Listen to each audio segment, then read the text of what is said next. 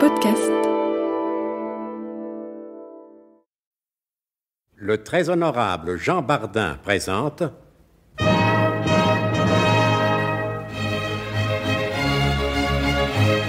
Bon baiser de partout. Une émission secrète de...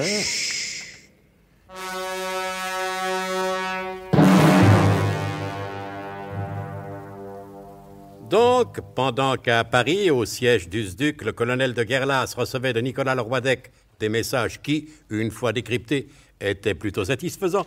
Rappelez-vous notamment le dernier message, « Tout va tout de même mieux que quand ça allait plus mal ». Ouais. Donc, pendant ce temps-là, ce temps que Nicolas passa dans la cabine de la belle et capiteuse comtesse Wanda, de leur côté, Zorbeck-Legras et Wilhelm Ferntag ont pris l'avion de Yokohama qui fait escale à Alexandrie dans l'intention de descendre à cette première escale afin d'assister à l'arrivée du paquebot La Reine de Sabag. J'espère que vous avez compris, car tout ceci est rédigé dans un français approximatif. Mais je vous ai déjà raconté de quelle manière les auteurs écrivaient ce résumé, à la fin d'un joyeux repas et à même la nappe de papier graisseuse d'un bistrot. Cela fait 30 ans que je travaille dans cette maison et vous pouvez m'en croire. Ce feuilleton s'arrêtera un jour ou l'autre. On ne méprise pas à ce point tout ce qui a fait la bonne renommée d'une maison sans s'exposer à de graves inconvénients. Mais en attendant l'arrêt définitif et total de ce qu'ils osent appeler un feuilleton, je monte au 7e étage voir si dans la pagaille générale on n'a pas oublié mon modeste cachet. Si le cœur vous en dit, revenez donc dans l'avion avec Zorbeck-Legras et Wilhelm Ferntag. Eh bien, Ferntag, si tout va bien, nous serons à Alexandrie avant la Reine de Sabag. Si tout va bien, Zorbeck. Mais je n'ai rien dit d'autre. Et vous avez bien fait. Vous savez, Ferntag, que vous êtes déprimant avec votre éternel pessimisme. Hein? Je ne suis pas pessimiste, Zorbeck. Je vois les choses telles qu'elles sont, un point c'est tout. Mais pour le moment, ces choses, comme vous dites, ne se présentent pas sous un aspect trop défavorable. L'avion a comblé son retard et nous serons à l'heure à Alexandrie, c'est tout. Vous avez remarqué l'homme qui est assis de l'autre côté du couloir à la même hauteur que nous? Non, je n'ai pas remarqué. Oui, eh bien, regardez-le.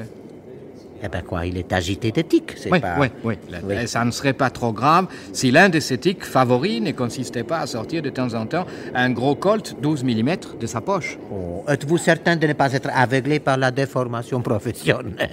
Non, Zorbeck.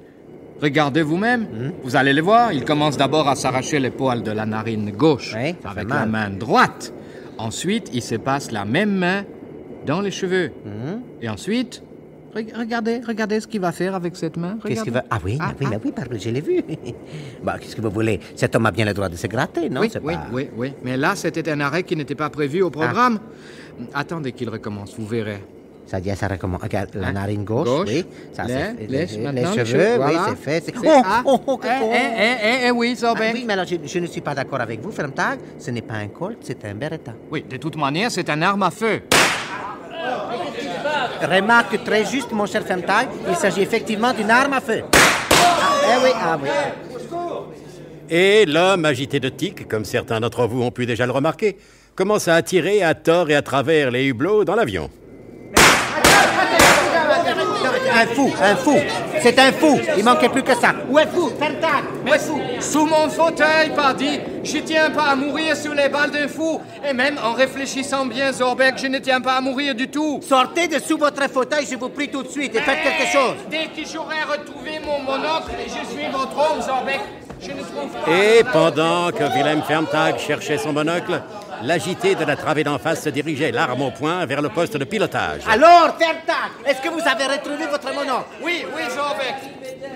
Maintenant, je peux pouvoir abattre cet énergumène comme un chien.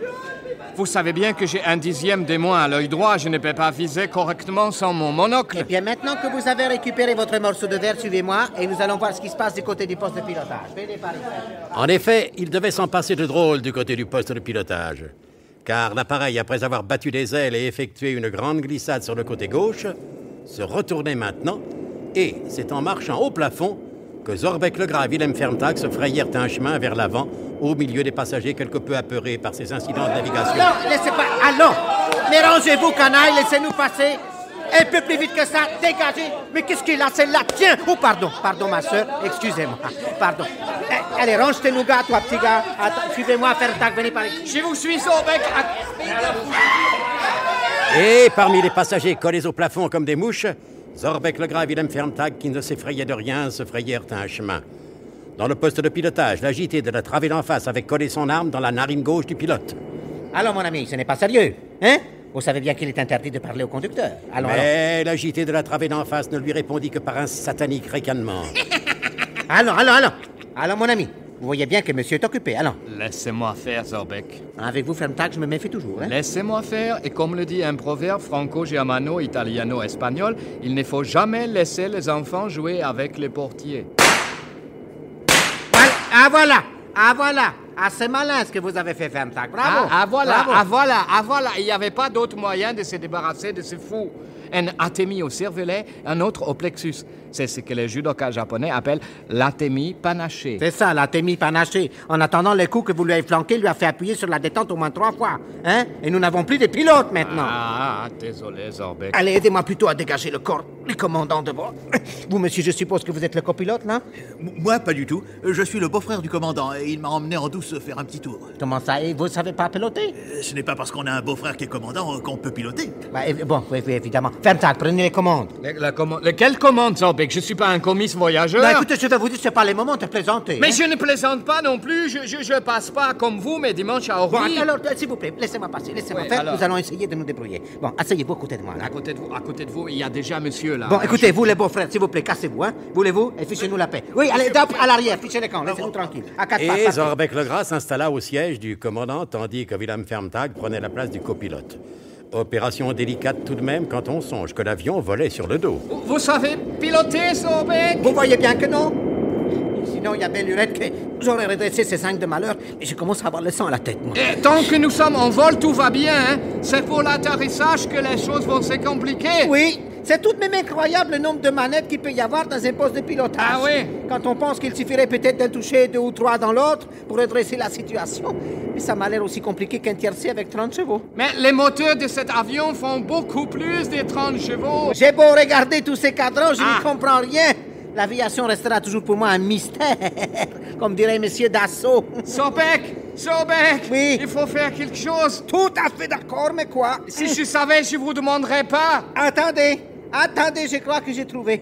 Il n'existe pas de situation si périlleuse soit-elle dont je ne puisse me sortir. Ah, Zorbeck, c'est bien le moment de faire étalage de votre dégoûtante vanité. Vanité ou pas, je m'en moque. Regardez ces petits bidules que j'ai découverts, là, lisez. Je peux pas. J'ai la tête en bas. Les lettres sont à l'envers. Mais non, vous avez simplement perdu votre monocle et il est encore au plancher. Enfin, je vais dire au plafond. Vous avez raison, Zorbeck. Et heureusement, j'ai toujours un monocle de rechange. Bon, vous auriez une solution de rechange que ce serait préférable. Mais en attendant, mettez votre monocle de rechange et, s'il vous plaît, pour me faire plaisir, lisez. Zorbeck, et tant pis pour votre vanité. Allez. Mais j'ose le dire, vous êtes génial. Merci. Effectivement, je lis pilotage automatique.